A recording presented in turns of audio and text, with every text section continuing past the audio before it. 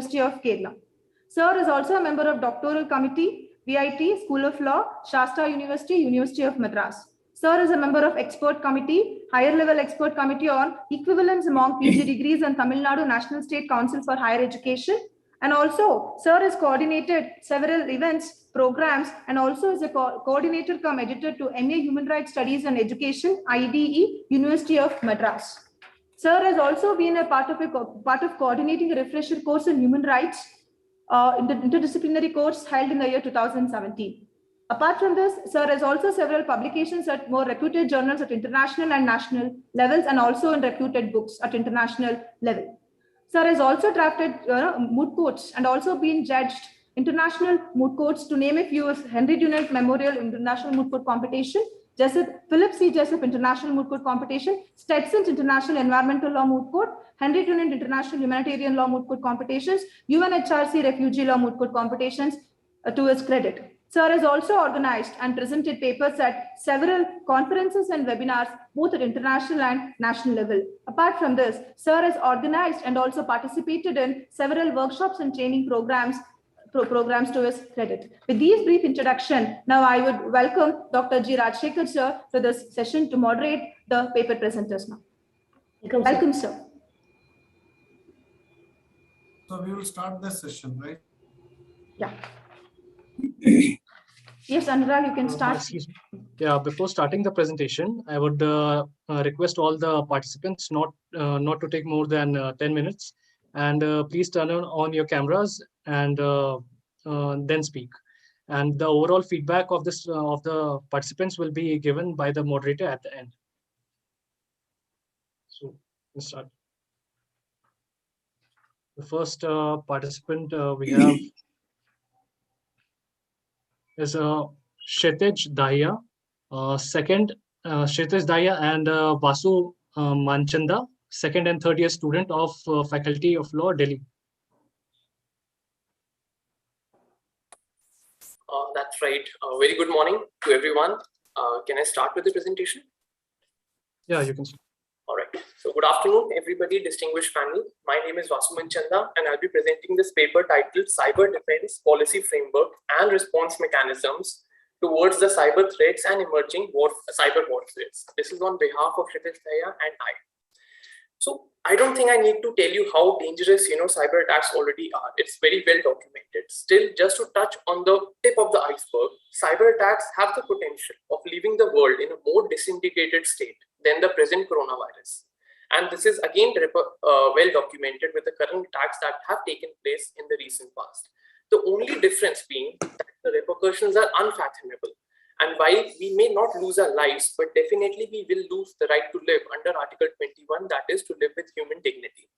According to a report by Spaycorp Software, the loss to global economy due to cyber attacks is projected to be $6 trillion per annum in the upcoming years. Now, stating that the government around the world, need to be proactive in curbing cyber attacks will be an understatement and will be factually wrong, given we are already in a reactive state, much like, to curb terrorism, COVID-19, poverty, global warming, and climate change. And also, cyber terrorism is not much different from the real terrorism. Now, cutting, the long thing short and just coming on to what's required from the governments and us, the public of a country, is how to curb it. First point is multilateralism, by keeping aside the internal and international differences, is the need of the hour. A lot more than just preparing antivirus, firewall, enabling data localization, encryption, pseudonymization needs to be done around the world with respect to all the big and small technical companies. The state needs to make capital investment in formulating cyber infrastructure, cyber defense, and cyber offense policies. Now, what are cyber offense policies? It's a much like, the fire drill that we used to have in school, in which we attack our own institution to see if there are any loopholes or to see if there are any points that can actually get exploited by a third party. In addition to that, the political and economic, including financial institutions and regulators, need to be strengthened, sensitized, and empowered. Rigorous cyber infrastructure needs to be brought in place at not only at the level of MNCs or big consultancies, but also at the level of MSMEs or sole proprietorship, small businesses. Now, interconnected IT system is proving to be a major threat. Reason being that since everything is interconnected, the loss of data at one end has an equal potential of crippling the whole institution within seconds, and we won't even know when which part of our institution has already been explored. Lastly, economic losses at one location do give rise to systemic risks, and this is something that needs to be checked by having equal number of policies and checks at all the levels. Finally, the problem that is that sadly all these institutions, they are not disclosing, when a cyber threat takes place in the institution. Reason being, they fear loss of reputation, loss of market value, loss of market share, and the shaking of investors and clients' trust. To curb this, what we have suggested in our paper is that there should be something like whistleblower-like protection to employees who come forward and disclose if such a cyber threat has taken place or has the potential of taking place without there being any threat to their employment or future prospects. Next, there's an issue of regulatory arbitrage. Now, what that is, I'll explain it with the help of an example. International institutions around the world do not have universal policies to regulate fintech products. And a very big example of this is cryptocurrency in India, which is currently legal by all means. And there's a reason why, the magistrate in Delhi has ordered an FIR against a cryptocurrency exchange. Now, this is nothing but just a foresight of the policymakers and our Honorable Supreme Court, who did, hold the RBI circular invalid, but at the same time, there were no policies in place at that time. So in the meanwhile, policies are brought about, a lot of criminal fraud is being taken place. And the only statute that is regulating it currently is either IT Act, PMLA or IPC. There's nothing else in place. Now, what we are proposing in our paper is twofold. First is cyber insurance, and second is cyber audits. Cyber insurance, much like life insurance, fire insurance, car insurance, is something that, you attach a value, monetary value to a particular set of data, in which you tell that if such data is lost, then we will be, making good the loss to you, or at the end of certain amount of time, if the data is still safe, then we'll be giving back the amount that you have paid as premium. But the problem is that currently, not all emerging economies have cyber insurance infrastructure in place. And it is not that significant yet. Even the coverage is limited, owing to challenges relating to evaluation of risk. There's under-evaluation, there's over-evaluation, there's no proper monetary value being attached to the intellectual property of institutions, and the potential contagion effect. That is, that the insurance firm itself has the threat of being falling prey to such attacks. Now, coming on to the next leg, that is our last leg, that is cyber audits. Cyber audits, much like tax audits, it is basically that a constant due diligence needs to take place to ensure that the policies of an institution are in compliance with the law. And if there's any shortfall, if there's any shortcoming, they should be brought in place. And such things also need to be done in case of mergers and acquisition, or in case of any joint venture that takes place, or in fact, any transaction that takes place, between two institutions. Lastly, to conclude, what we are proposing is a fourfold formula, that is a coordinated and collaborated effort by the state, reducing regulatory barriers by international institutions, crisis preparation and response protocol, much like we have in place relating to disaster management, and sensitizing the general public. Given the audits and insurance need not only be with respect to business houses, they also need to be with respect to individuals like you and I, who are using our phones and laptops. There needs to be a proper cyber insurance and cyber audit taking place every few months. So with that, we'd like to conclude, and if there are any questions, we'll be happy to answer. Thank you.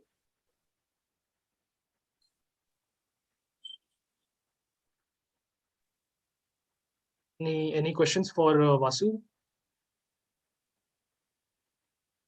I guess no. So thank you, Vasu, for the presentation, and we can now move forward. Thank you. Our second presenter is Mr. Rajesh Barde, student at Arunodaya Institute of Legal Studies. So you can start. Yeah, am I audible and visible? Yeah, absolutely. Thank you. I'm indeed honored and thank Kelly Law College for selecting my paper, and I congratulate my fellow authors who are here today to present their papers. My topic is National Security and Privacy, the Odd Challenges for India. As you all know, right to privacy is a fundamental but not absolute right as per the Supreme Court. It is in consonance with the right to life and liberty under Article 21.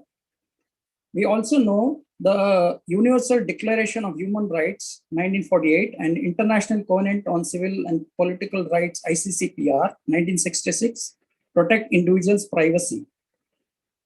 The Official Secrets Act 1923 is India's legal framework to protect the privacy of the country for its national security from spying and espionage cases.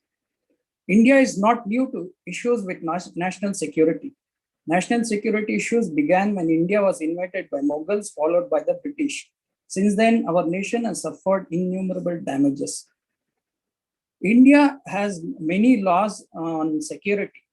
The Official Secrets Act 1923, Unlawful Activities Prevention Act 1967, the Anti-Hijacking Act 2016, the Arms Act 1959, the Explosives Act 1884, the Intelligence Organizations Restriction on Rights Act 1985, National Security Act 1980, Passport Entry into India Act 1920, the SAR Convention Suppression of Terrorism Act 1993, Weapons of Mass Destruction and Their Delivery Systems Prohibition of Unlawful Activities Act 2005, the National Investigation Agency Act 2008, and last but not the least, the Indian Penal Code 1860.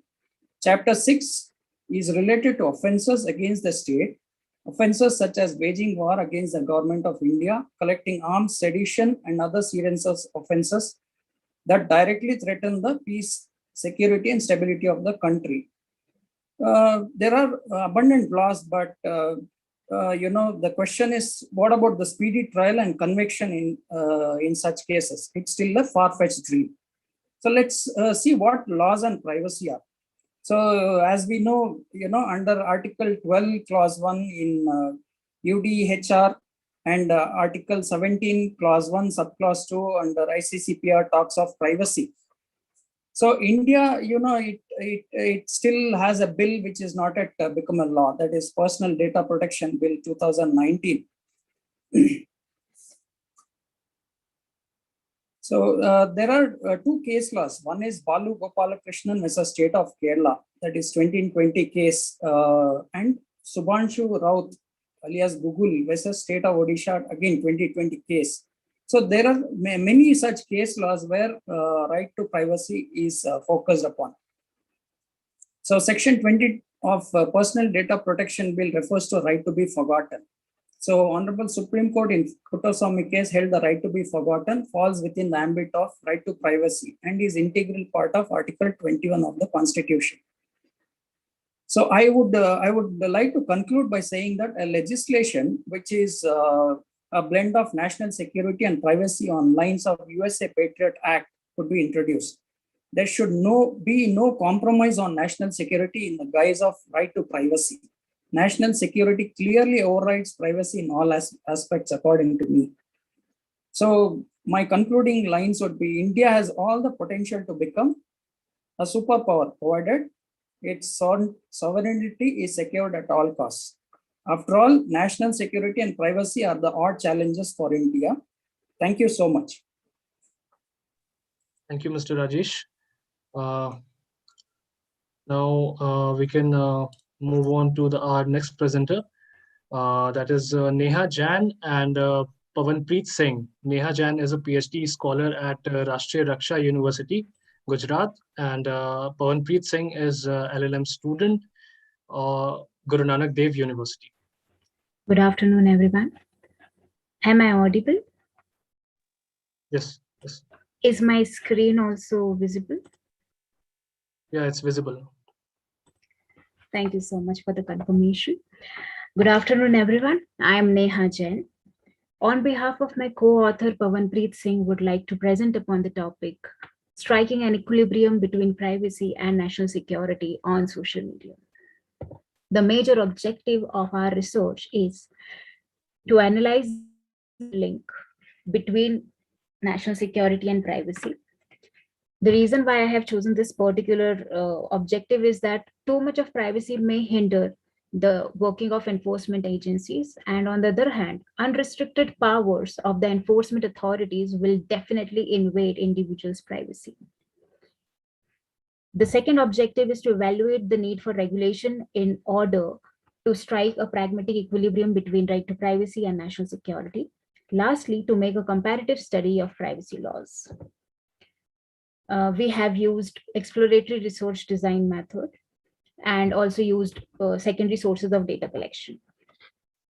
Moving towards what does social media mean and everything. So when we look at the social media, as shown in the figure, the users are actually growing rapidly day by day. Currently, approx 336 million social media users are there in India.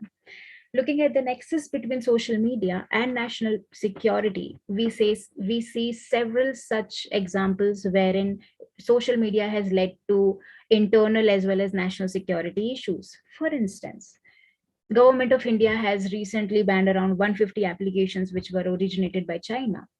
Likewise, in USA also, applications like ByteDance, Tencent have been explicitly banned. All these things shows the importance of national security. And therefore, it is indeed imperative to find a balance between individuals' right to privacy and national security. Coming towards the challenges of privacy issues of social media, the major challenge is that of the dicey situation between public information and private information.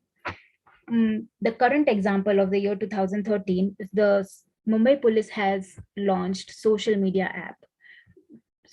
lab, which is indeed which takes only up the public information. However, such situation has already been arisen in USA, wherein tweets were challenged. They asked whether the tweets are public or private information, wherein the court has held that since they have been sent to third entity, therefore they are no longer private. The second major challenge is there is no clear-cut definition of personal data in India. So all we have is information technology rules of the year 2011, and also with the amendment of 2008 in IT Act, we have section 43A and 72A, which talks about the personal data. However, there is no clear-cut definition of the same. Coming towards the analysis of current policy for data protection in India, all we have majorly is Information Technology Act 2000. In the year 2012, a group of experts have submitted a report on privacy, which was chaired by Justice A.P. Shah. It has acknowledged right to privacy as one of the major and fundamental rights. It has also used around 9 major privacy principles like notice, choice, consent, collection, limitation, etc. Later on, after 5 years of gap, we have Justice B.N. Sri Krishnan's report. It has launched a white paper and 2 bills, 2018 and 19 respectively. The Joint Parliamentary Committee is currently reviewing the Personal Data Protection Bill of the year 2019. The bill restricts cross-border transfer of sensitive data. It also emphasizes on establishment of data protection authority in order to manage relationship between data fiduciaries and individuals. Coming to the recent development, the IT rules of 2021, in February, the government has emphasized upon setting up of grievance redressal forum, timely resolution of grievances, compliance mechanism, and tracking of first originator in order to maintain law and order and national security in India. These rules have been made to minimize fake news, pornographic materials, terrorism, etc. in India. The Joint Parliamentary Committee is at the moment handling this daunting task of maintaining some sort of balance between national security and privacy. When we look at the comparative study of privacy laws, Germany has this particular law related to social media intermediaries known as Network Enforcement Act, which came into effect in 2018. It has been enacted to combat hate speech and extremism in country. It also provides for penalties. In European Union, the right to privacy is indeed a fundamental right. The European Charter of Fundamental Rights also recognizes the right to privacy as well as the right to protection of personal data. EU possesses a comprehensive data protection framework, a very stringent and a comprehensive one. When we look at the GDPR, that is General Data Protection Regulation, which EU follows, it strictly follows data minimization principle, which is not there in India at all. Likewise, GDPR also provides for and favors for data protection and social media privacy for all individuals of EU. So when we talk about maintaining some sort of balance between privacy and national security, we have two major models. One is USA model, wherein they talk about informed consent, they talk about basic consent, everything. And when we look at the EU's concept, they are very, very stringent. Okay, so they do not come in between privacy at all. So all India can do is, which the actual rules of 2021 has also explicitly mentioned, is maintaining a good balance between the two. Taking some part of USA model and also the EU, that is GDPR, we can take both of them and create a new together. So India can have, as Supreme Court has also mentioned in certain cases, that it is really fundamental to have right to privacy with limited restrictions. Coming towards the last and the final slide, that is on suggestions. First thing that I would like to suggest is we can, the present rules of 2021 can infringe users' privacy, as it might go against data minimization. So what we can do is actually in order to find a good balance between privacy and national security, we can follow GDPR rules to this extent, and we can also focus upon informed and clear consent. Second suggestion is we need a regulation regulating social media, like Germany has, 20 seconds. Like Germany also has its own legislation. So we can also have another legislation. Such kind of legislation can be adopted in India as well. The third important suggestion is adoption of international standard for data privacy. So we can adopt ISO 27701 in order to protect the privacy of India. Then we can rehaul the legal regime, remove the obsolete laws, since it was made way back in the year 2000. So we can remove the obsolete clauses. And we can also come up with specific norms for ISPs, which will have consequences in case of non-compliance. Apart from that, a national security policy should be created, like whenever anybody uploads any picture on social media, its abuse cannot be done, and no wrong information can be sent across. Identity proofs can be also verified in order to control the fake accounts menace. Lastly, as suggested by the rules of 2021, establishment of national authority or commission for data protection and privacy can be made, and it is necessary that they should also have a legal backup. With this, I would like to conclude by stating that the present IT rules of 2021 seek to address the concerns of citizens without infringing their privacy and personal liberties, while maintaining digital sovereignty at the same time. Thank you. If there are any questions. Neha. Okay. Now we'll move forward to our next participant, Monika Punya, Assistant Professor of Law, Manipal University, Jaipur.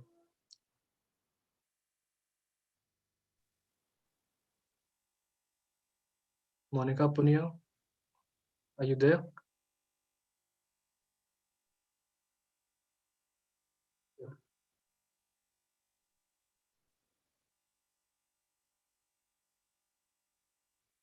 You're not audible.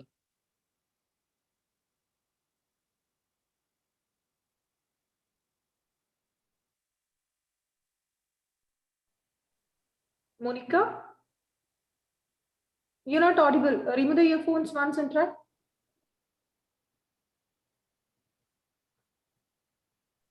No. Disconnect the earphone from the computer. I have disconnected. Yeah. Now you're audible. All right. Am I audible to everyone now? Oh, I guess. Yes. Go ahead. So a very good afternoon to everyone. I would like to share my thoughts and my ideas on the paper which I which I am thinking of presenting in this conference. And thank you for giving me this chance of presenting my paper on an individual's right to privacy versus national security in India, an endless debate. So, as we know that this debate is not a very new one, like right to privacy is not an enumerated right in the Indian Constitution, though a very we have seen a turnover in this aspect on 24th of August 2017 when retired Justice K.S. Puttaswamy's case was decided by a nine judge bench. And finally, we have seen that within the ambit of Article 21, right to privacy is now considered as a fundamental right. But if we talk about the enumerated or by the, or if we like look at the written text of the Indian Constitution, we still do not find mention of right to privacy as part of Article 21. So this has been, we can actually say that right to privacy is considered as a fundamental right by way of judicial activism. It was the judiciary which has actually uh, has adapted and it has brought right to privacy as a fundamental right, thinking of the changing needs of the society and thinking that it is the need of the hour that right to privacy should be considered as a fundamental right. Though, like it could be said that right to privacy, if it is to be protected, various sort of obligations will be put on the state that will include the positive obligations as well as the negative obligations on the state. Now, the negative obligations would be where the state would not be doing anything. So when like with right to privacy, I will also be enjoying my right to autonomy, that it is up to me whether which portion of information I want to share on public domain, whether I want to update anything in relation related to my personal information or not. If I have submitted my personal information on a particular site at on a social media platform, or in any sort of financial transactions I have done via online, then any type of information which I have given over there, that information, it should be made public or not. If it is to be made public, up to what extent, what portion of that information could be made public, who will decide? So I have been given a right to autonomy over there, that none other than me would decide that which information to be made public. Even if the government would require some information related to me, I should be the one who will be exercising this autonomy, that this particular information related to me could be given to the government. But the negative obligation of the state, this was the negative obligation of the state, that the state will not interfere in my right to privacy, whereas the positive obligation of the state would come in the prospect where the state would require to do something.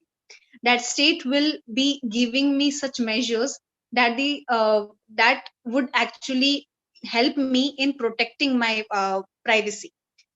So like if not just related to of course, when after K.S. Puttaswamy's case, everybody has just stopped discussing the historical perspective, and like this is not the first time that right to privacy is considered as like has been the platform of discussion. But before this also, like when our constitution framers, when they were making the constitution, at that time also a very heated discussion on right to privacy has taken place at the subcommittee level. So B.R. Ambedkar, he was in favor of passing right to privacy as a fundamental right, but thinking that in 1948, 1949, the major international documents, the constitution of other developed countries on which our constitutional framers they were relying on, those international documents like Universal Declaration on Human Rights, like International Covenant on Civil and Political Rights, these international documents, they also had right to privacy embedded in themselves. And like if we talk about American Constitution, in Article 4, they also have right to privacy as a fundamental right.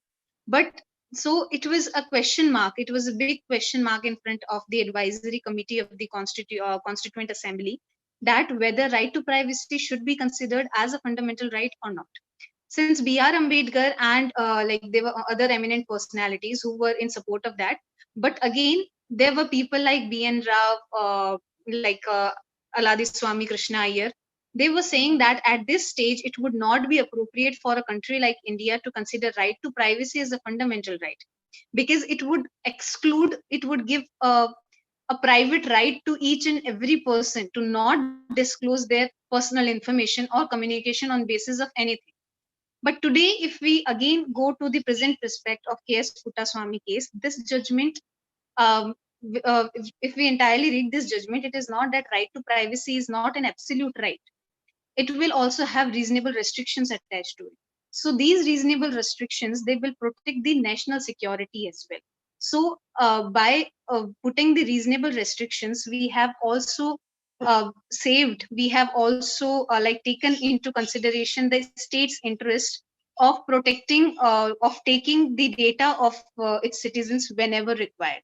So mainly we can say, like, on the basis, on the topics related to combating terrorism, um, related to illegal activities and everything, we have seen that now and then state has actually interfered in the privacy of its own citizens, and they have taken the information without paying any regard. Like, they have considered it as like encroaching one's privacy. The government agencies, especially the security agencies, they have considered it as their exercisable right. And when, like, in 2013, when through Edward Snowden, when WikiLeaks, it was the founder of WikiLeaks, Edward Snowden, when he has released the personal information, the information like how the National Security Agency of America, how they are operating, how they are actually accessing the back doors of social media platforms like Yahoo, Google, Facebook, etc., to actually keep a check on their citizens as well as on other people.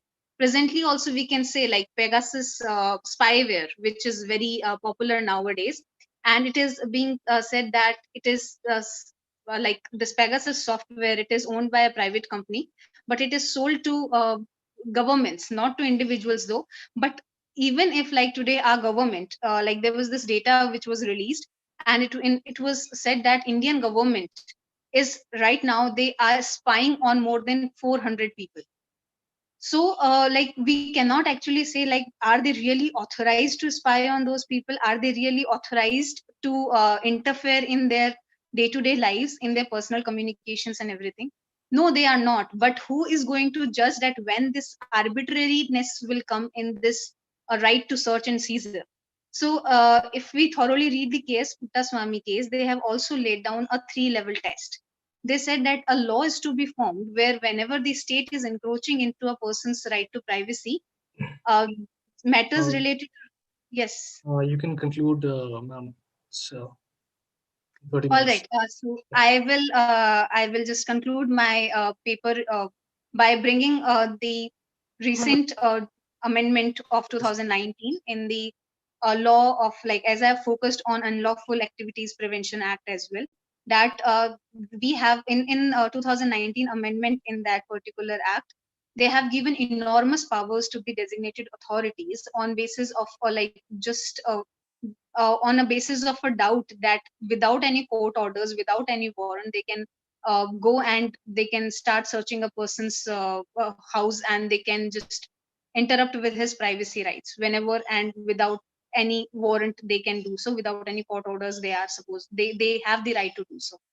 So like, I would conclude by saying that as of now, the laws which we are seeing, though right to privacy has been considered as a fundamental right now, but we cannot see that the present laws which are being passed by the legislature, that a harmonized approach is there, that by passing such laws which are arbitrary in nature, we are somewhere forgetting that individuals, the citizens in the country, they also have their right to privacy.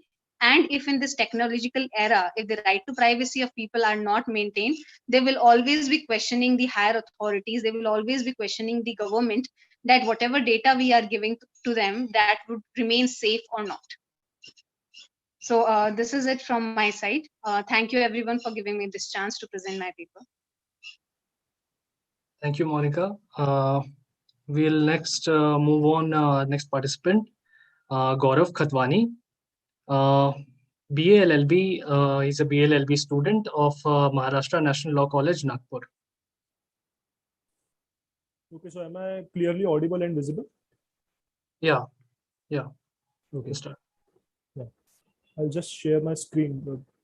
Can you please confirm if it's visible? Yeah, it's visible. Yeah. Okay, so good afternoon, everyone. I'm Gaurav Khatwani from a second year law student at Maharashtra National Law University, Nagpur. Today, I'm here to present a paper on titled Deepfakes are a threat to national security. So without any further ado, I will just start with my presentation.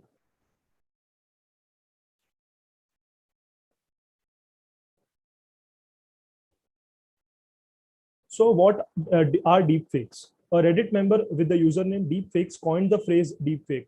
A deepfake is nothing but a combination of deep learning and fakes. Since then, the phrase has come to refer to manipulated videos and images that employ machine learning. Now that we know what deepfakes are, the question arises, how are they created? Deepfakes are created by using GANs or generative adversarial networks. The generative model seeks to create fakes. Simultaneously, the discriminator attempts to detect counterfeits. Both the generator and the discriminator improve as a result of this back and forth. While the discriminator improves its detecting skills, the generator makes fakes that are similar to the genuine picture. The race to build good fakes to deceive results in virtually flawless fakes that are unrecognizable from the genuine image. By now, you must have imagined how this technology can be misused. However, we need to understand that deepfakes are a threat to everyone and not just specific people or organizations. They have the potential to cause harm to social structure in a number of ways. For example, there is a possibility of swaying an election's outcome, especially if the creator of the deepfake uh, is able to time the spread so that the fake has enough time to spread, but not enough time for the target to thoroughly debunk it, assuming it can be debunked at all. Justice Oliver Wendell Holmes cautioned a century ago about the dangers of falsely yelling fire in a crowded theater. False screams in the form of deepfakes are now becoming viral, fueled by the convincing force of hyper-realistic proof combined with social media's spreading capabilities, as we are all aware about. In comparison to the possible disturbance and devastation caused by a well-timed deepfake, the worry and harm Holmes foresaw may be minor. In the best case scenario, genuine public panic would simply result in economic losses and inconveniences. However, it could result in the destruction of property, personal injury, or even death in the worst case scenario. Deepfakes increase the likelihood of inducing widespread alarm. Deepfakes have thrown judicial institutions around the world into disarray. Deepfakes are increasingly being used in fake pornographic movies and election campaigns, raising worries about the victim's privacy, identification and protection, as well as the truth and legitimacy of polls. Now we know that deepfakes can also threaten the national security of a country. So is there any legislation to control or regulate deepfakes in India? The answer is that there is no law or legislation in India that directly handles deepfakes. However, there are numerous causes of actions, such as the right to privacy, that exist in our existing rules that may be applied or might be extended to be applied to handle the offense of deepfake technologies misuse and abuse. The Information Technology Act and the Indian Penal Code can also give protection to some extent. Now let's discuss the Personal Data Protection Bill. The bill protects individuals' privacy and personal data, as well as providing standards for its legitimate processing. As per the bill, appropriating an individual's personal data to create a deepfake would be classified as unlawful data processing. Also, the bill requires a data fiduciary to receive permission from the data principal before processing their personal data. However, there are certain issues in the bill, like the issue for celebrities. Is there any question?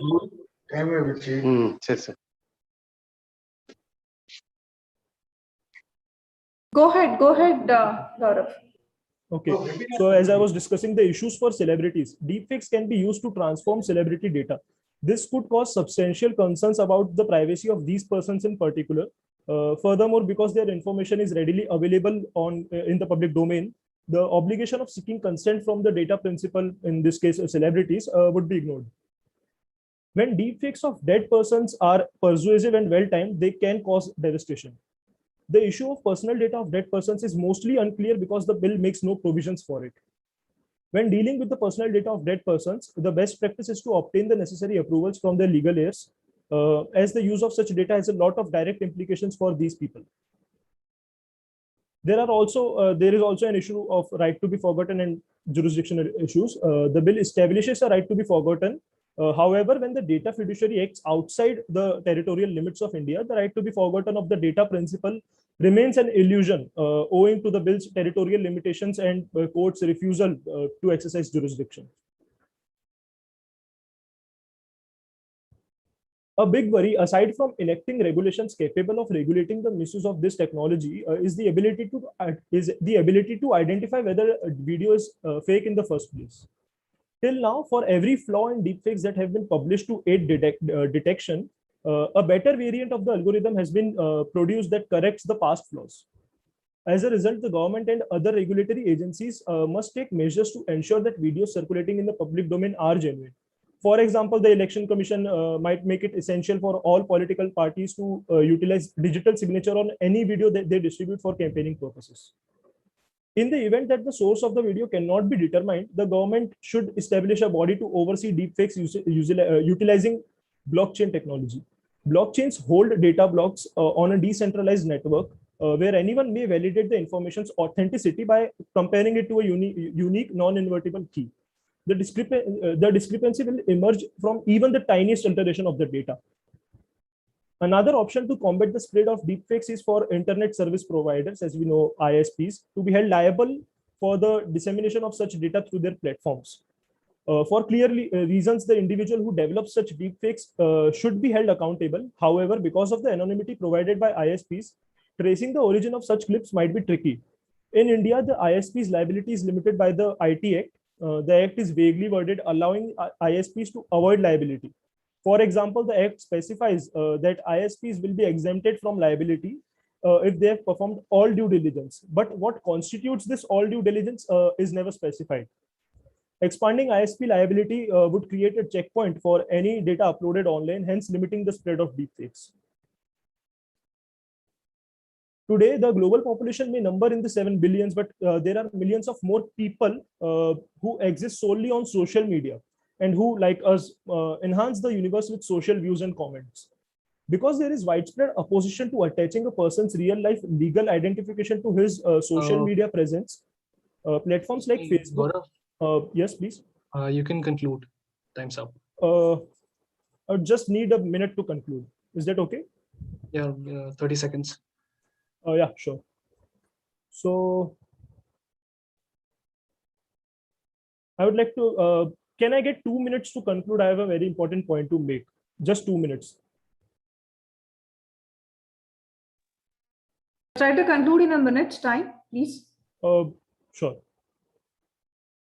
So, as I was saying, because there is a widespread opposition to attaching a person's real-life identification to his or her social media presence, platforms like Facebook are replete of crudely put together people who are nothing more than bots designed with an intention. This scenario has turned into a Shakespearean conundrum. We need secrecy on social media sites to exercise the right to freedom of speech and expression if we desire privacy and freedom from Big Brother observing us. However, if secrecy is allowed, we will have not just fakers, but non-existent living creatures producing a false sense of majority view, so affecting the very thing we desire privacy for, that is democracy and transparent civil community. Though this problem appears to be unsolvable, if we separate what we want into two components, we can see that there is a solution forward. We need to divide the internet into two parts. One part is a lawless Wild West into which we enter well aware of the possibility of encountering cheats, proofs, and deep fakes attempting to manipulate us. The other part is to map reality with the greatest amount of caution so that each digital human being can be traced back to a real person.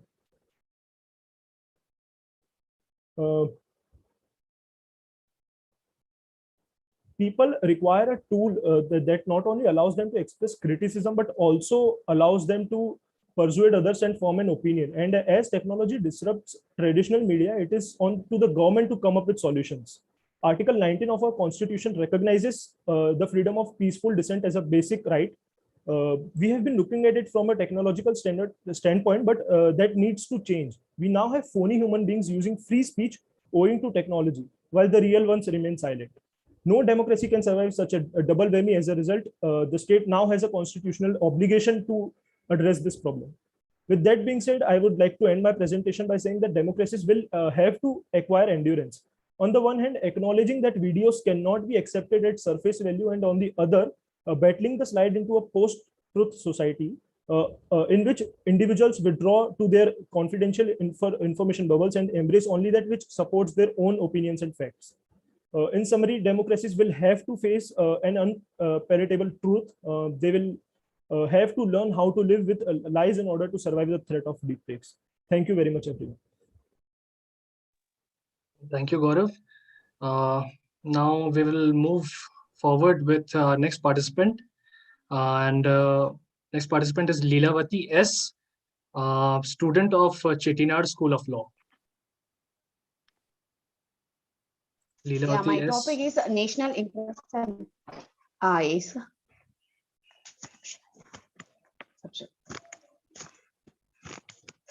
Shall I start it? Yes, go ahead, Leelavati.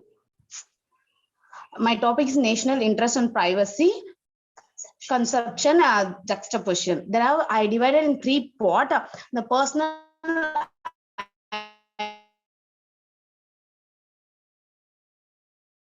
identification information PII, data atomic law or stationary law. The protected personal data can work a temporarily developed world, the legal framework related to personal data, not only the Indian, also Indians also. The framework, the personal data shared by only Indians. There are so many problems coming nowadays. The government giving up protections and helping us. Recently the COVID panic also came. Then again we move on a national interest. The universally accepted right to each state and secured national interest.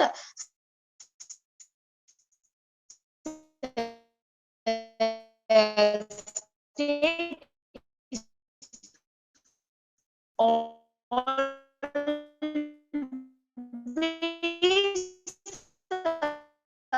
government is interest. There are necessary vertical national interest. So there are 5 primary interests and secondary interest and permanent interest and general interest and specific interest. There are 5 interests they have, all helping of people to nation also.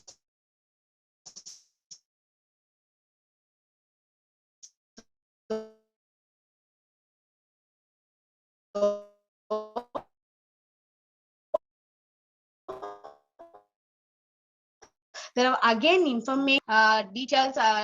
Yeah, there are, for example, Google, Amazon, Facebook, Microsoft. There are etc.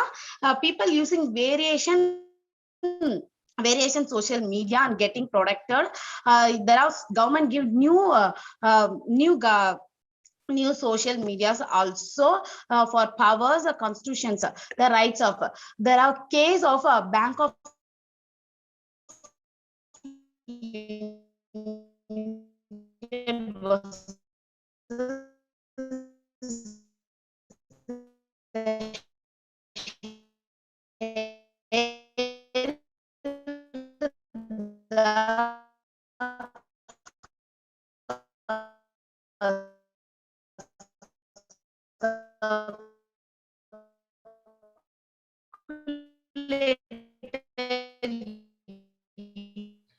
Leelavati, switch off the video and present it.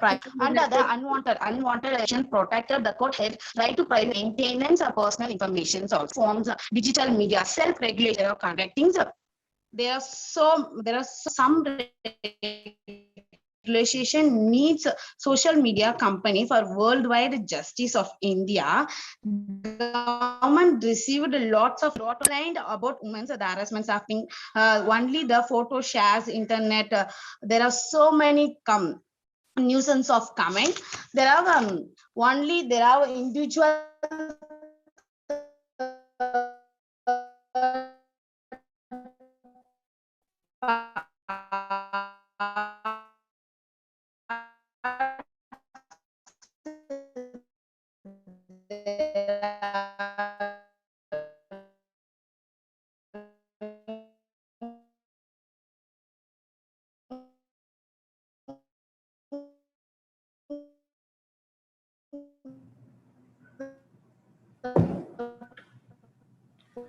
Miss Leelavati, you're not audible.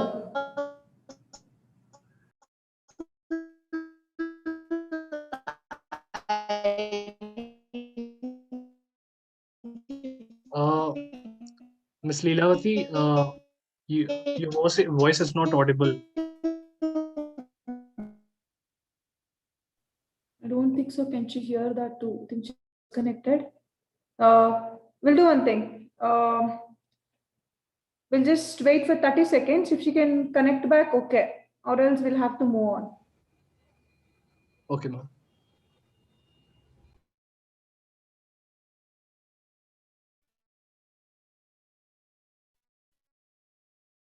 Leelavati, can you start it again? In the sense, continue the presentation?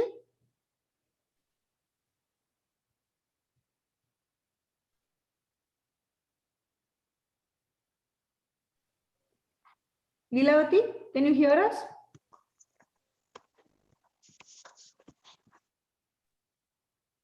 Leelavati?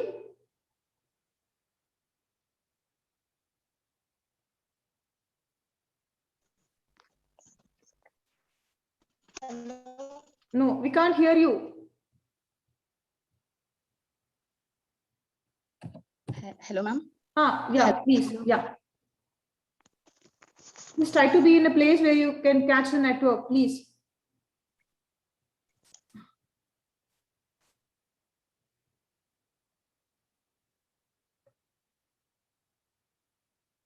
Leelavati? Can you hear me? No, your voice is not audible. Hello, ma'am. Yeah.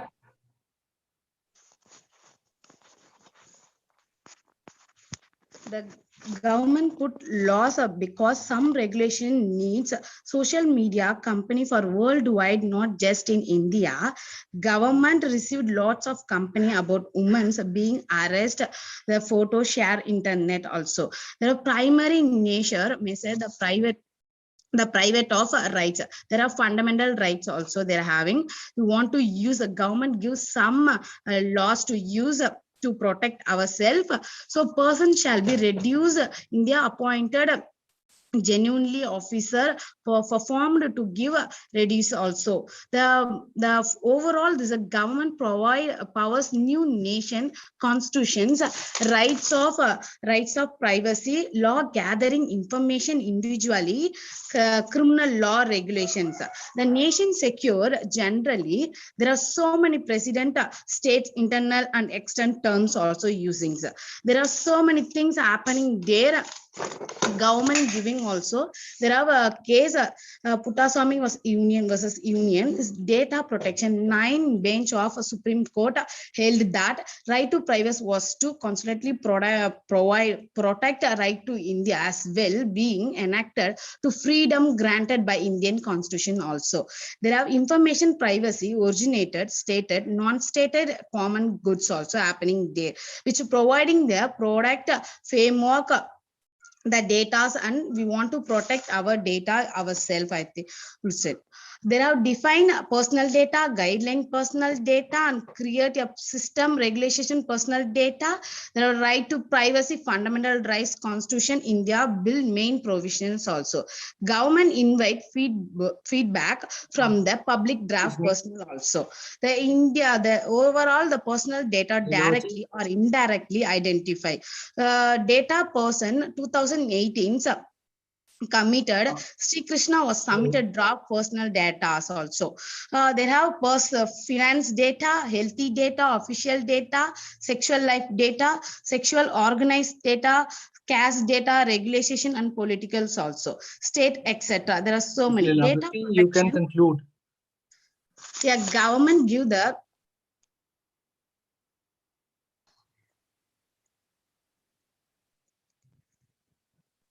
Hello.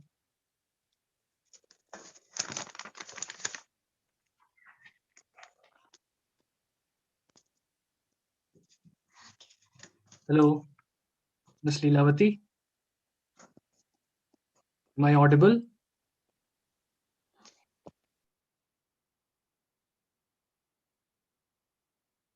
It got disconnected.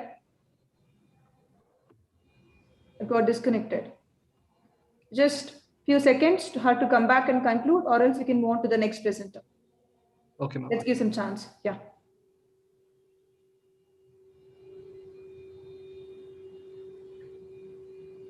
Yes, she's back. Leelavati, please do conclude. It's time up.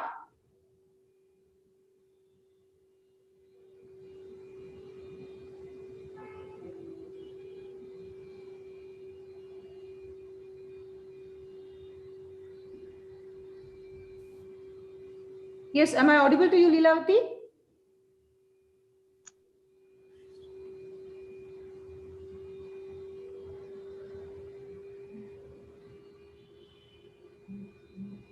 I think we should move on to the next presenter. Yes, Anurag, go ahead. Now we can move ahead with our next presenter, Sameer Avsarla. He's a privacy and data protection advocate at Bangalore, DSCI certified privacy professional. So you may start. Thank you. Thank you, Anurag. Good afternoon, everyone. I'm going to be presenting on the topic of balancing interface between privacy and security, with specific reference on the law of surveillance in India. I'll just try to not to reiterate some of the earlier provisions already made by different presenters. The objective is to specifically analyze surveillance frameworks and to sort of understand how they stand in the light of constitutional principles. The background in surveillance is obviously very briefly, I would like to focus on two specific types of surveillance. One is targeted and second is mass surveillance. Surveillance based on intelligence is one which is preferred over surveillance to gather intelligence. If surveillance is being conducted in order to gather intelligence, it defeats the essential point of privacy and it is privacy intrusive. But if surveillance is done on the basis of existing intelligence, it forms an essential and a valid ground for authorities to exercise power and invade over to the extent necessary over the privacy of individuals. General principles governing surveillance are identified in the Puttaswamy verdict in the majority, in the opinion by Justice Chandrachud, and was also reiterated by Justice Sri Krishna's committee. So the legal instrumentalities, all of us have discussed the right to privacy. I wouldn't reiterate that. I would rather go on to the Telegraph Act, which has been less spoken about. The Rule 419A, specifically of the Telegraph Rules, provides for the authority of specified and specifically authorized law enforcement agencies to conduct wiretapping, to conduct interception, monitoring, and decryption of different networks. I think what is more important, it appears to me, is the Unified License Agreement, which is an agreement entered into by the Department of Telecommunications with different internet service providers, telecom service providers, and many other regulated entities, which provide for the power of the government to extend requisite monitoring facilities. It requires service providers to extend monitoring facilities to the government at no cost. And all directions given by the government to these service providers are required to be confidential. Therefore, the handbook, which provides for many of these frameworks, are also not within public domain and kept confidential. Independent surveillance programs have always been present in Indian framework. The widely regarded NAT-grade, NETRA, and CMS programs have been discussed both on the floor of the Lok Sabha as well as in the Delhi High Court. Though the government's response to the Delhi High Court has been that no blanket powers have been vested under these surveillance programs, there appears to be a distinct difference just in terms of how these programs are being conducted vis-a-vis the Telegraph Act. This has already been discussed, but just in terms of a reiteration, United States and European Union just fall on one side of the blanket, where you have US having a much wider power and blanket power being afforded to law enforcement agencies, including under the FISA or the Foreign Intelligence Surveillance Act, and the European Union adopting a heavy privacy-driven approach to surveillance, including through the GDPR, which has already been discussed, and the Law Enforcement Directive of the European Union. Israel's Wiretap Act is a very prestigious and a notoriously prestigious one among the international surveillance frameworks, along with the China's national security law. The objective, it appears to me, is to find the right balance for exercise of powers between a privacy-centric EU framework and a rather dominant China or US framework. Now, I have analyzed the existing laws on 5 specific counts. These include the 3-step test laid down in the Puttaswamy verdict, as well as in light of European essential guarantees underlined through the GDPR and the Charter.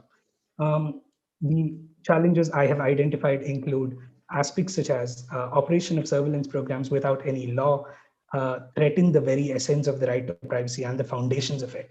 And my understanding has been that these orders and directions have been issued arbitrarily without having to follow due process. Second is the review committee, which is constituted as an oversight mechanism under the Telegraph Act, is essentially comprised of bureaucratic members, and the same bureaucratic members issue directions in the first place. Therefore, there's a lack of an independence, though there is a review committee in place to review directions and to exercise oversight powers. These oversight powers become redundant owing to the fact that they're same members of the same bureaucracy, and there's a lack of independence of that power. I've also done some independent research on the Twitter, Facebook, and Google transparency reports, which highlight that over 40,000 requests have been made by the Indian government to solicit information, which has affected over 65 to 1 lakh accounts across different platforms, which praise to us the urgency of the matter and to lay down a law for surveillance in India, which is currently in the works, so to say.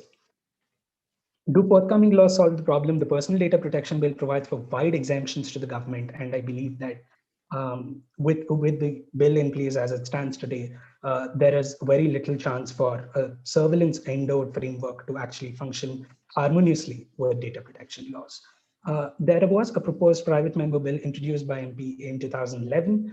The Intelligence Services Powers and Regulations, which sought to draw RAW and many other intelligence agencies into the ambit of statutory framework for judicial review to be operational in such instances. This bill has not been passed and has lapsed, and the Personal Data Protection Bill is obviously being reviewed by the Joint Parliamentary Committee, which got its 5th extension recently in the current ongoing session. Solutions and way ahead. My understanding and solutions have been to classify requests or directions issued by law enforcement authorities on a criticality scale of low and high criticality, bringing in the concept of surveillance into a statutory framework for courts to exercise judicial review upon, and to create a legislative oversight committee comprising of members of parliament and inter-party representation, essentially, in order to ensure that there is lesser chance for abuse of power. The concept of warrant or judicial authorization is completely absent as it stands today in the law. There's a parallel review mechanism, but it sure does not. Thank you, Anil. It sure does not mean as effectively as the other. Constitution of an oversight parliamentary committee, like I discussed, is the way ahead. This also resembles the US Senatory Committee on National Security, and as it stands today. The provisions of the intermediary rules do not play a constructive role in collaborative regulation, since they provide for massive powers to be exercised and an independent mechanism without any review or possibility.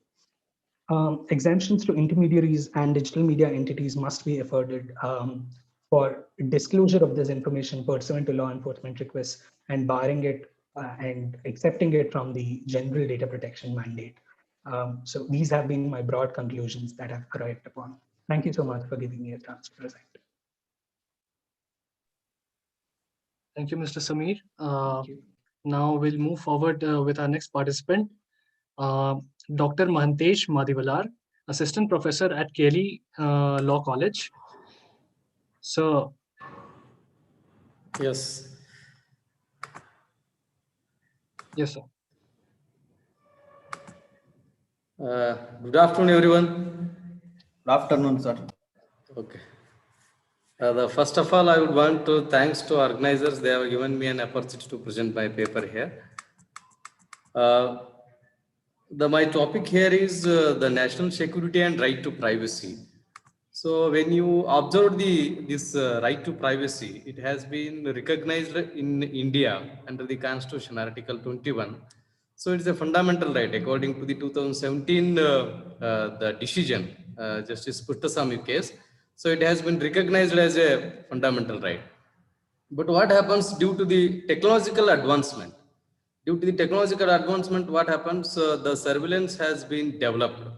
Wherever we are going, the surveillance, we are under the surveillance. So we will be captured by the cameras. So in present scenario, there is a problem with the privacy rights. So that is my introduction. So then these, one second.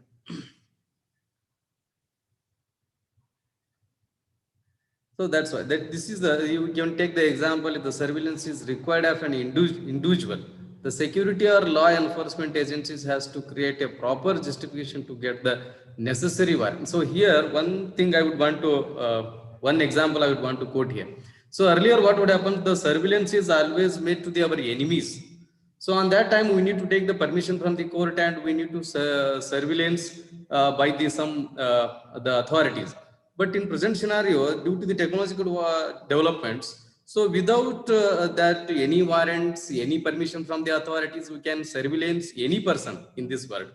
So that is due to the technological advancement, it has been made a massive paradigm shift to the surveillance. Technology has now made an intelligence gathering not only financially viable, but every attractive options for governments around the globe. So this is my introductory part. And then if you come to the right to privacy concept in India, actually right to privacy, the meaning of the right to privacy is left to alone. So that is. But here, if you take the examples in India, that is, there are several cases has been happened. So it may be the case of Karak Singh versus state of Uttar Pradesh, and if you take the example, another case of Govind versus state of Madhya Pradesh, or you can take the other cases in India. So up to the Puttaswamy case. Before that, the Monika Gandhi case. After the Monika Gandhi case, what would happen there? So the court has realized the privacy rights in the judiciary. So then the Puttaswamy case, it has been in 2017, it has been decided that the right to privacy will be protected under the Article 21 of the Constitution, that is a fundamental right. So these are the developments when we are observing. The right to privacy has been recognized under the Constitution. But what happens if you go to the privacy and regulations? So in the time of the 1980, if you go to the historical the aspects of the right to privacy, the European government agencies and the private business started to collect and store the customers' data on that time. So actually the privacy concepts has been developed so from the 18th century, because of the first article has been published by the two jurists in US.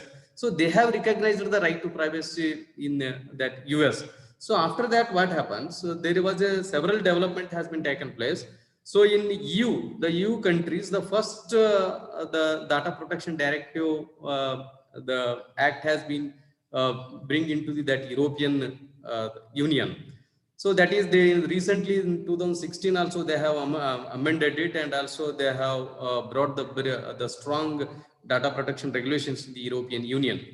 So, but when you compare to comparing to the EU, and also if you come to the US is not having a separate only one the privacy protection laws. So there are different states are having a different the privacy protections laws, like the Child Online Privacy Protection Act, the California Online Privacy Protection Act, and also Electronic Communication Privacy Acts. So these are the US the related examples. That's when you come to the India. When we come to the India presently there is no privacy protection laws. So the privacy protection laws are protected under the Information Technology Act of 2000. So then these are the section 43, 43A and 72A. These are the main sections under the Information Technology Act. So if any information without the prior permission from the owner, if any of the corporate or it may be any individual persons, they will transmit or they will misuse it, on that time there is a heavy penalty, and also penalty punishment provisions are there.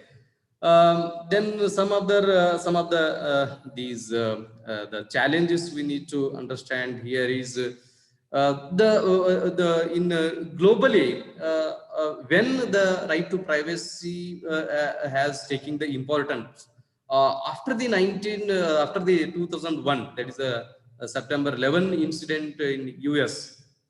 So that is the Al Qaeda has terrorist attack on US. After that, what happens? The US government has started to collect the informations under the laws. So this will affect to the complete whole globe. Whole globe. It means that several countries, they have started to collect the every citizen's information in the government level. So on that time, what happens? So there would be a chances of the violations of the right to privacy. It has been recognized under the laws. So that is the thing. In the name of the national security, what happens? Every state is acting as a big brother. So they will collecting the information from the every citizens of that nation. So that is one way the government is collecting. Another way is the surveillance. It means government agencies are there. So government agencies are by using the developed technology without knowing the customer's moments, they will collect the information and they will gather in one place. So maybe that is by the technologically without knowing the customer, the information is collected. Maybe that is also one of the way to violation of the privacy laws. So that is after these. That is September 11. These are the challenges before us. So that is the digital communications. So this is one the challenge before us. Then these telephone companies, internet service providers are there. They are developing the different search portals also. Through the search portals also, they will collecting the vast information. So that is with knowingly, without knowingly, the customer is losing his the information. So that is these are the new challenges. And today everywhere we are observing that surveillance is there. That surveillance is capturing every the activities of the individual. So that's why here what happens? Not only surveillance here. Sometimes what happens? So we have to show our faces, and also through our faces also the individual information will be collected. So that is, you can take the example, the Aadhaar issue in India. The Aadhaar information is under the control of the some US companies. So that is in the maybe how they will utilize it. That is one of the biggest challenge before us. So to overcome this, another thing is artificial intelligence is also there. Now, present situation, artificial intelligence is by using some technical advancements. So we can do everything. What happens? I will give the one example. The Australia. One example I will give you here. The Australia. There is robots are working in a factory. So in between robot, if any of the persons suddenly came, what happens? Two robots have crushed that person. So this is maybe this is harms to harms to the humans. So that's why if you see that these another example is these Cambridge Analytica scandal happens. So maybe the surveillance is necessary for to understand the movements of some of the criminals in India. But what happens? So that is necessary. But in that way, we should not harm the protection of the rights of the individual parts, individual persons. So I think with this, I would want to conclude here is so there would be some balance is necessary with respect to the technology and also with respect to the privacy rights. Thank you so much for giving me an opportunity here. Thank you so much, sir. This was the end of the presentation. And now I would like to invite the moderator to give an overall feedback of the session. So, sir, you can take over. Okay. First of all, I thank the organizers for giving me the wonderful opportunity to be one among with you on this brainstorming session. So, and also I have to thank for the kind words that was given on me as an introduction. So based on, I have in this session, we had 8 papers, and as an overall thing, I can say that everybody has discharged their performance well. They have presented well, language used, everything was well. But as coming to the individual papers, coming to the first paper, it is a highly technical paper. There is no doubt at all. There is no second thought. There will not be any second thought. I appreciate for them to appreciate selecting such a very contemporary topic. But what the problem I felt in that paper is, they have started with a nice manner. So cyber, that is the topic itself is very broad, and it is having it is a multifaceted one. So they talk about there is a cyber defense policy framework and response mechanism towards the cyber threats and emerging cyber warfare. This is what the topic. But he has presented in a nice manner and he has covered more thing. But what the thing is, it is more technologically oriented. Yes, I think that his presentation is. So there's a Italian manual, which is an international organization, has prepared this Italian manual for the cyber war. There, the security issues was discussed very clear.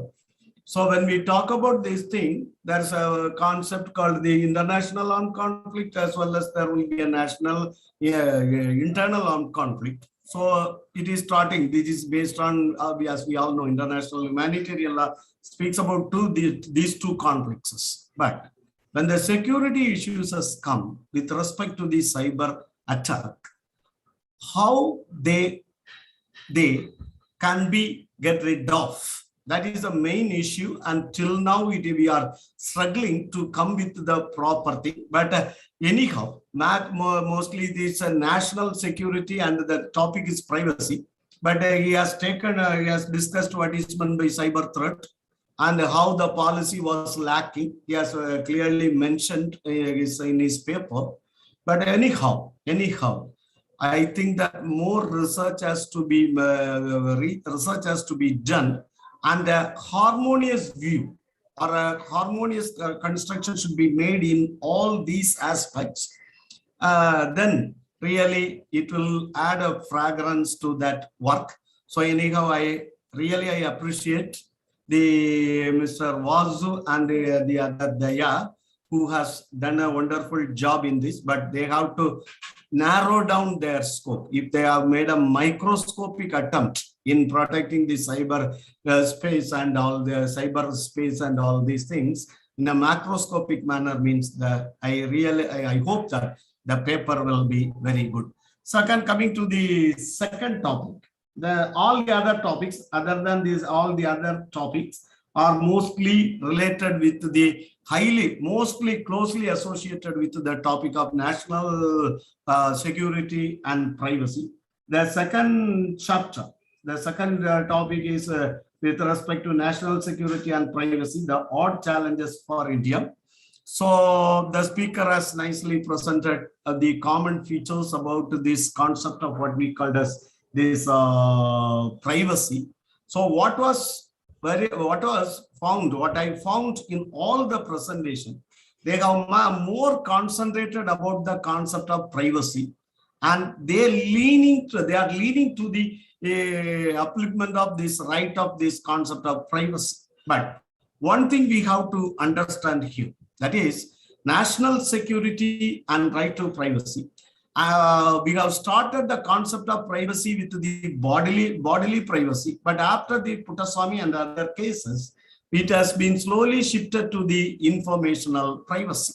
So earlier, when we talk about the privacy in the earlier harassing case, etc., there is domiciliary visit with the bodily privacy, etc., Roe versus Wade. All these things are in one cluster. But later, because of this technological growth, this what we call the social media has developed, and we all know that the information was shared along the thing. So everywhere, wherever you go, you can get some information. So these informations, so this is one development. But when we coming to the national security, how to modulate these things with this personal right and the social interest, this balancing mechanism has to be done. So most of the papers, as I can say, they have discussed privacy in a good manner, and they have touched upon the national security issues and challenges, but no proper suggestion how this can be modulated, because without these two things, we cannot survive as a nation. So privacy should be there, and again, the security of the state. So earlier we used to say the state is the best violator of these human rights in the name of the security of the national security. So the proportionality has to be thought of. So that was absent in almost all the papers. And coming to the third paper, that in third paper, the presenter has slightly touched a view, that is somewhat touched the view, that is, there's the self-ethics or self-control. Ethics is there. So we should give minimum information to this platform in order to protect our privacy. But many a time we failed in that. Coming to the fifth topic, that is, fourth topic, individuals' right to privacy versus national security and endless debate. So here that is, she has outlined, the presenter has outlined Article 21, the nuances of Article 21, that is the nature of Article 20, it is a positive right, and etc., etc. In jurisprudentially, she has made a thing, and she has touched this Puttaswamy's case also. But there also, how to balance these two. There is no remedy or something was there. That is harmonized view has not been made there also. Coming to the fifth paper, it is, I think that this fifth paper is more technical, technology oriented, scientific paper than a legal issue. Please keep in mind, when we are attaining a socio-legal problem, or it is a legal, if you're taking it as a legal issue, we should be very careful. When we talk about all these things, when a conflict or a clash between an individual right and a social interest is there, how to balance it. So only in some of the judgments, the Indian Supreme Court has said that they introduced a new theory, a theory called supplementing and supplanting theory. So supplementing is the policy which we are making. So we cannot make a broad spectrum between these two, but a thin line separation can be made. Otherwise, we can say so. That is where it is supplementing. So, for example, I am telling you, that is coming to the environmental issues and development. What we have to do? Right to environment is one side, development is one side. Who should be made as a sacrificing lamb in whose altar? Or development from whose packet? All these things has to be done. Like that only here also, the same thing comes when there is a threat to the national security. How? So everybody is accepting that fundamental rights are not absolute.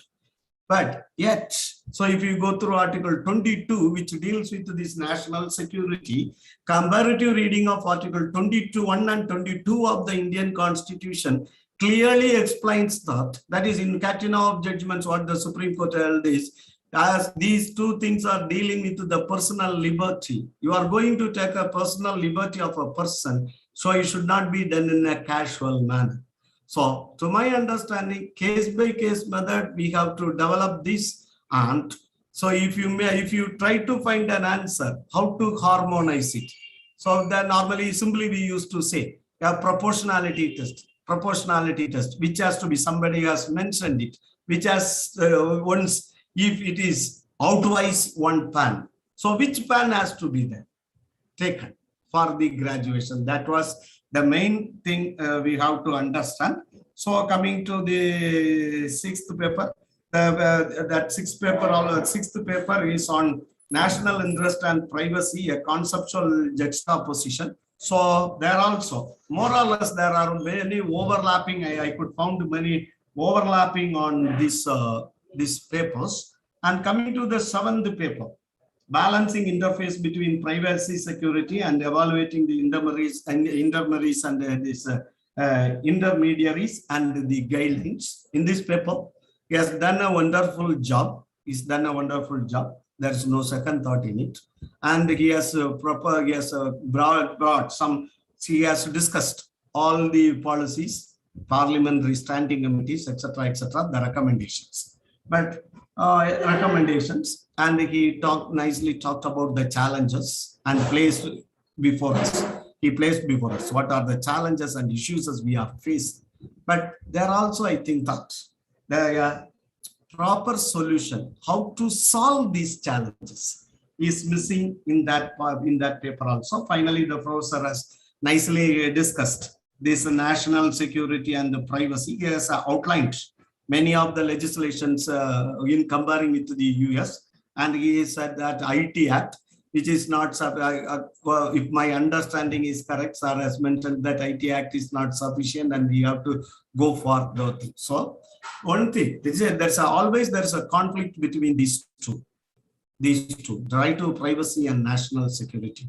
If we have to focus more how to balance these things. This is some observation what I have made. Sometime I may be wrong. So if I am wrong, please bear with me. So this is what the genuine fear is. The genuine fear is who will be sacrificed in whose altar for whose benefit. This was the genuine fear we are having.